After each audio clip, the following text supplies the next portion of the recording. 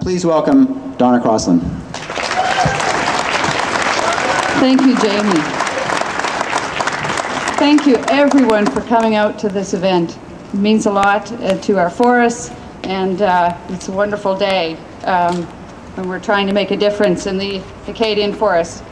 So I spent some 15 years researching the historical forest ecology of the Acadian forest. I spent a lot of time looking back at what we had and quantifying that and comparing it to what we have now, and analyzing the difference between the two sets of data. And it's astounding how far we have advanced with depleting our natural resources. In the 1800s, one of the biggest complaints about the Acadian forest was, can you guess, the darkness.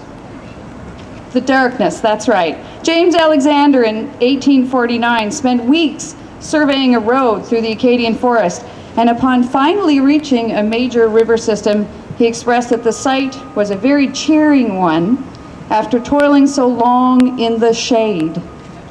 There were many early laments about our gloomy, dark forests. Huge hemlocks, red spruce, white pine, sugar maple, beech created continuous closed canopies from which hung pendulous, slow-growing lichens browsed upon by caribou during the deep winter snows. Young forests were there too, but not to the extent that we have them today. In 2011, our biggest complaint might be the complete opposite of that of 160 years ago or more. It could be the lack of shade.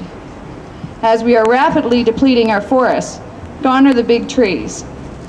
I brought to you today not my favorite tree species, the wire birch, but an example of what I've been told we are now harvesting in our forests, stands of wire birch.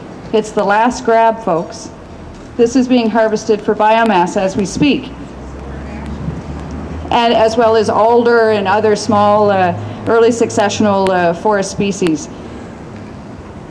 Wire birch has its place in forest ecology, of course, as do our other early successional tree species.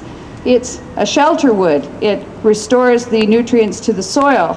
It protects the later successional forest species from coming, protects them as they grow in, like our red spruce. So this would shelter and shade the species that require some protection, like red spruce, sugar maple, and so on.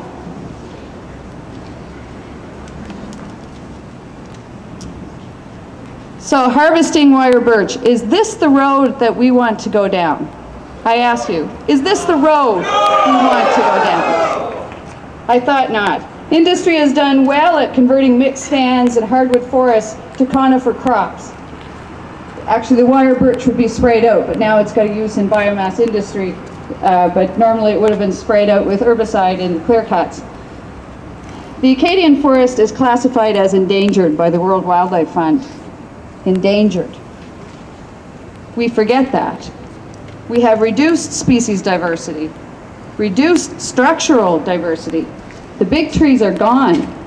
The coarse woody debris is gone, and damage the very soils on which the trees grow. The only eastern Canadian forest ecosystems that are in greater trouble, perhaps, than our own would be the Carolinian and the Great Lakes St. Lawrence forests. The difference is that places like Ontario have taken meaningful steps to better manage and protect its remaining forests. Nova Scotia lags behind, stuck with old, outdated notions that will not protect our endangered forests. We're going to make that change, right?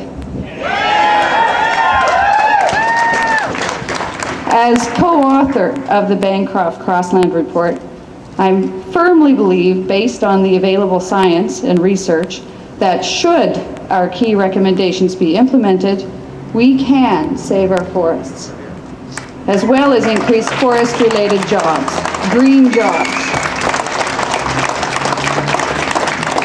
It's true we struggled under a ruthless deadline. We could have completed a better report. We could have explained things a little better. Okay, can everybody hear me? But nonetheless, the key pieces, the best solutions are there. We also listen carefully to you, the people. who clearly voiced your concerns about the forests, and we aligned with your opinions in Phase 1 report. Bob Bancroft and I had a vision when we began this process. Our vision was that forestry can be sustainable for big industry and for small woodlot owners and for everyone in between. Forests can generate an ongoing source of revenue without diminishing the resource base.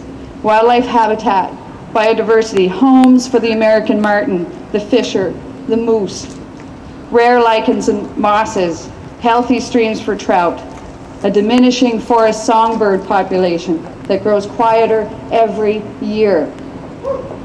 Our vision includes the entire ecosystem, not just a single-minded focus on wood supply. The forest is more than just wood.